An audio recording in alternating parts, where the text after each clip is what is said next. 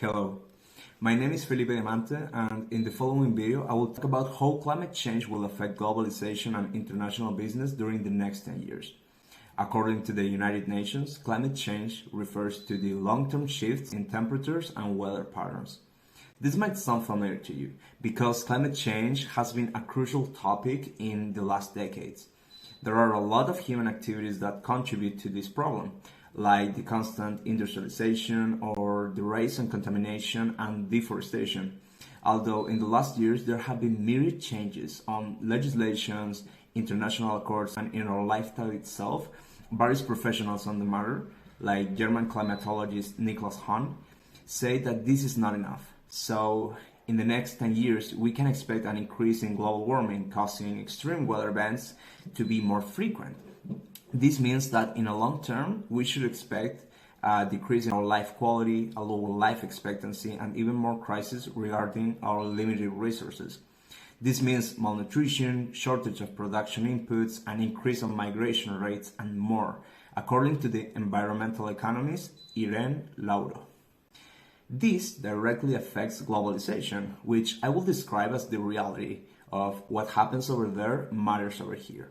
Now we're used to be strongly connected in every aspect of our lives, and this, of course, includes business. Every company and organization depends on the efforts, problems, and solutions that are present in their both direct and indirect environments. If we don't do anything, climate change will surely have an impact on globalization and international business because it directly affects those activities and processes in which they rely on, jeopardizing its benefits, like global economy, informational network, and the strong connection between different countries, increasing even more the business uncertainty. This whole situation may sound pessimistic, but the National Oceanic and Atmospheric Administration declares that it can be stopped and even reversed if we search together for new ways of doing business. According to their information and my knowledge, I suggest doing the following steps. First, we need to innovate in each stage of the production process, not only in the technology that we use, but also in the whole supply chain, looking for more sustainable ways to use resources, manage product stock, and encouraging the responsibility of the product life cycle entirely. This will help to reduce the carbon footprint and the environmental pollution. Secondly, collaboration between entities will be very important. Sharing information helps to develop more precise predictions on demand, decreasing the overproduction and optimizing the use of resources.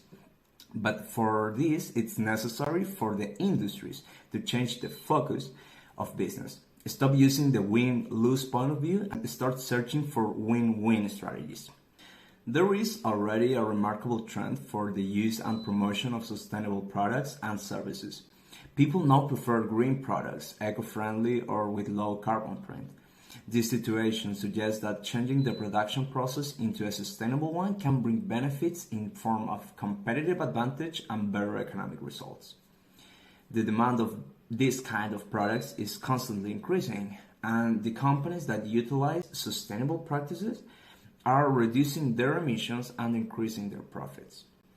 Another benefit comes in the form of certainty. Global warming causes different problems and every country can manage them according to their preferences and reality. The fast evolution of laws, settlements, and agreements builds an uncertain scenario that makes the decision-making process more difficult.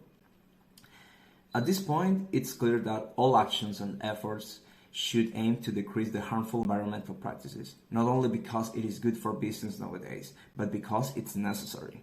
The objective of any organization must be to bring benefits and value to both its shareholders and stakeholders.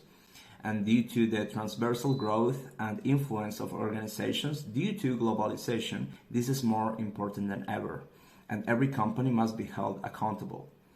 For these reasons, we need to commit and prevent further harmful practices.